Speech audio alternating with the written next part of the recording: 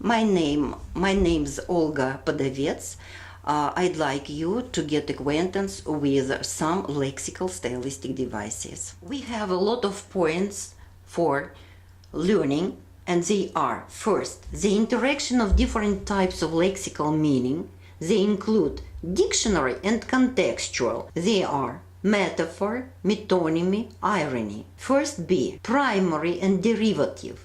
We will speak about Zeugma and pun. Logical and emotive. We should speak about epithet and oxymoron. Logical and nominative. We'll speak about antonomasia. The second point of our plan is intensification of a feature. We should speak about simile, hyperbole, periphrasis. And the third point of the lecture plan is peculiar use of set expressions. They include cliches, proverbs, epigram, quotation. Let's start our lecture. First point, interaction of dictionary and contextual logical meaning. The relation between dictionary and contextual meanings may be maintained along different lines, on the principle of affinity, on that of proximity, or symbol-referent relations, or on opposition. That's why we'll speak about the first lexical stylistic device I want you to get acquainted with. It is called metaphor. What is a metaphor? Metaphor is a lexical stylistic device, and it is a relation between the dictionary and contextual logical meanings based on the affinity or similarity of certain properties or features of the two corresponding concepts. Thus, metaphors, which are absolutely unexpected, are quite unpredictable, are called genial metaphors. For example, through the open window, the dust danced and was golden. Imagine, the dust danced and was golden. Those which are commonly used in speech and are sometimes fixed in the dictionaries as expressive means of language are trite metaphors or dead metaphors. For example, a flight of fans, floods of tears. Try to keep into your memory that these metaphors should be fixed in the dictionaries. Trite metaphors are sometimes injected with new vigor. Their primary meaning is re-established alongside the new derivative meaning. And the example for consideration should be: Mr. Pickwick bottled up his vinegar and corked it down. The verb to bottle up is explained as to keep in check, to conceal, to restrain or repress. So the metaphor can be hardly felt, but it is revived by the direct meaning of the verb to cork down. Such metaphors are called sustained or prolonged. Let's speak about stylistic function of metaphor. The first stylistic and the main one function is to make the description concrete and to express the individual attitude. Let's see the examples of the metaphor. Time's money, it is a trite metaphor. Genial metaphor, life is a torch. And personification, which is often confused with metaphors. The sun was smiling. The second lexical stylistic device I'd like you to get acquainted with is metonymy. Metonymy is based on some kind of association connecting the two concepts which these meanings represent on proximity. We have a lot of different types of metonymy. Proximity, how can it be revealed? Proximity may be revealed first between the symbol and the thing it denotes, and in the relations between the instrument and the action performed with this instrument. For example, his pen is rather sharp. Pen is sharp. The third, in the relation between the container and the thing it contains. He drank one more cup. Of course, he drank some substance, not cup. The fourth, the concrete is put for the abstract. It was a representative gathering. we speak about science or politics. And when we speak when a part is put for the whole, the crown instead of king, a hen instead of worker. Metonymy represents the events of reality in its subjective attitude. Metonymy in many cases is tried to earn one's bread, to earn one's living, to keep one's mouth shut, to keep silence. Metonymy sometimes uses the name of a part to denote the whole or vice versa. Hens instead of workers. 100, 100, head of cattle. The student is expected to know the whole class is meant. The next stylistic device of lexicological stylistics is irony. The literal meaning is the opposite of the intended meaning. One thing is said and the other opposite is implied. Nice weather, isn't it? Speaking on a rainy day. Second point of our lesson plan is interaction of primary and derivative logical meanings. We should speak about special stylistic devices which make a word materialize distinct dictionary meanings.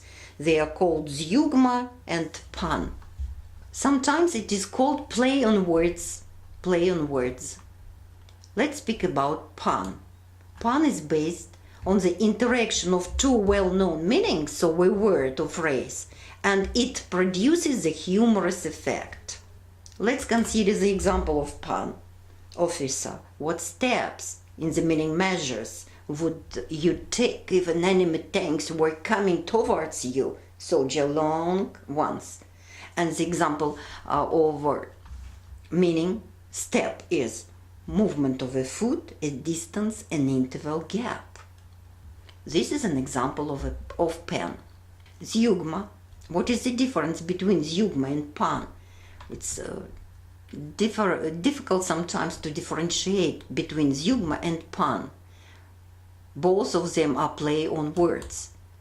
Zeugma is the use of a word in the same grammatical but different semantic relations to two adjacent words in the context. The semantic relations being on the one hand literal and on the other transferred. He took his hat and his leave. She grabbed a book and his kiss. These are the examples of zeugma. The third point of our lecture plan is interaction of logical and emotive meaning. They are interjections and exclamatory words. Interjections are words we use when we express our feelings strongly and which may be said to exist in language as conventional symbols of humorous or human emotions. Oh, where are you going to, all you big steamers? The interjection or by itself may express various feelings such as regret, despair, disappointment, sorrow, surprise, and many others. What's about interjections? Interjections can be divided into primary and derivative. Primary interjections are generally devoid of any logical meaning. Such interjections as heavens, good gracious, good knows, bless me are exclamatory words generally used as interjections. And derivative. It must be noted that some adjectives and adverbs can also take on the function of interjection, such as terrible, awfully, great, wonderful, splendid. They are called derivative. The next lexical stylistic device is epithet.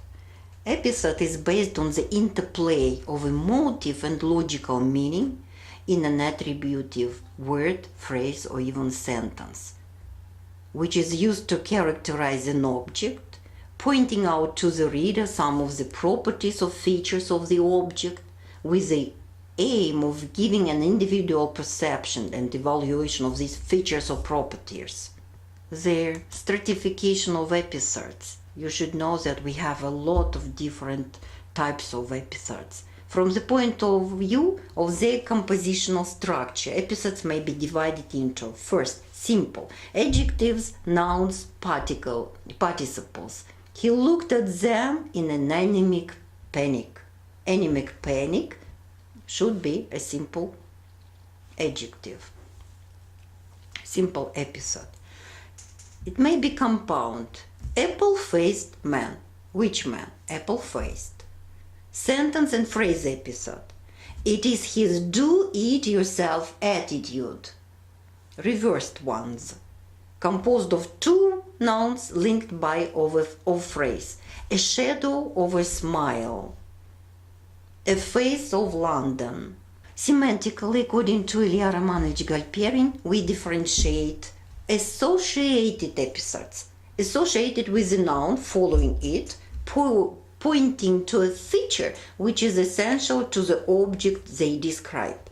Dark forest, careful attention, and unassociated with the noun, epithets that add a feature which is unexpected and which strikes the reader and draws his attention. Smiling sun, voiceless sounds. Also, epithet should be single epithet, true love, tide, city. Chain and phrase epithet. The sunshine in the breakfast room smell. Which smell? The sunshine in the breakfast room. An unnaturally mild day. Not only mild, unnaturally mild. It is chain epithet.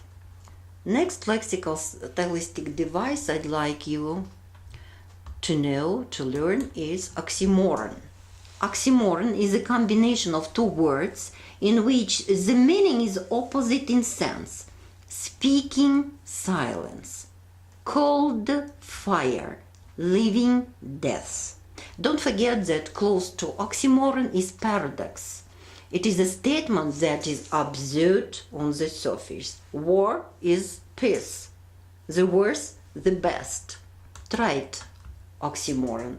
Awfully beautiful, awfully pretty. Crying, silence. To shut, mutually. This oxymoron should be included into the dictionary. Don't forget about this fact. The next stylistic device, antonomasia. It is the interaction of logical and nominative meaning. It is the result of interaction between logical and nominative meaning of a word. It is a lexical stylistic device in which a proper name is used instead of a common noun, or vice versa. First, when the proper name of a person who is famous for some reasons is put for a person having the same feature. Her husband is an Othello. A common noun is used instead of a proper name. I agree with you, Mr. Logic. My dear Simplicity. This stylistic device is called antonomasia. When we speak about intensification of a feature, we should mention simile. Simile, the next lexical stylistic device. Similes set one object against another, regardless of the fact that they may be completely aligned to each other. Similes have formal elements in their structure, connective words such as like, as, such as if, seem. Sly as a fox, busy as a bee. The next lexical stylistic device is periphrasis. Periphrasis is a roundabout way of speaking used to name some object or phenomenon. Longer phrase is used instead of a shorter one. Some periphrases are traditional. The fair sex, my better half. Periphrases are divided into logically based on inherent properties of a thing, instrument of destruction, the object of administration, and figurative based on imagery, metaphor, metonymy. To tie knot means to get married. In disgrace of fortune, bad luck. Euphemism is used to avoid some unpleasant things or taboo things. To pass away is said instead of to die. Hyperbole. It is a stylistic device in which emphasis is achieved through deliberate exaggeration. I have told it to you 1,000 times. Millions pardons, sir. 1,000 pardons, scared to death, immensely obliged. When we speak about peculiar use of set expressions, we should mention clichés.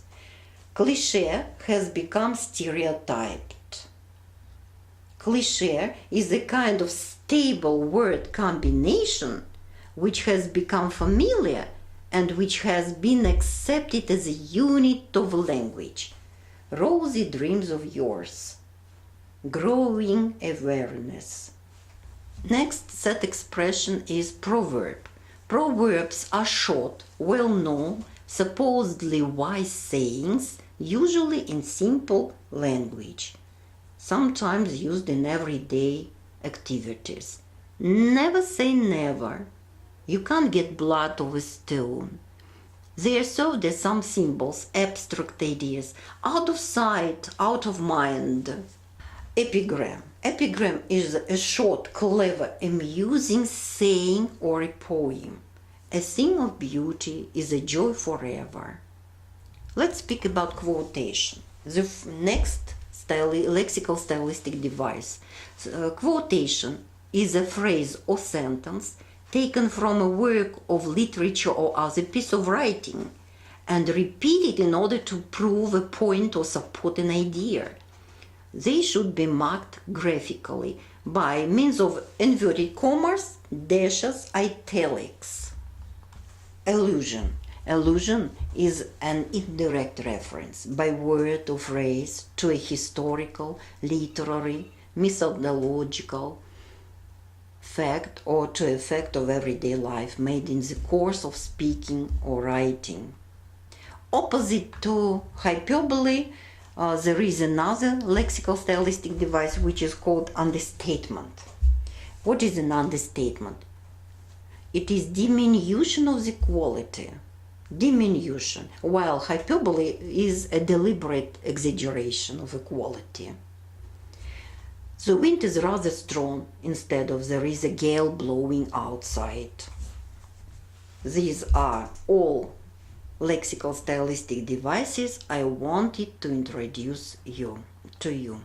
References are the following. I recommend you to study the books of Ilya Romanovich Galperin, Kukharenko, Victoria Andreevna, Arnold, and see the working out of Babenko Елена Викторовна. Thank you for your attention.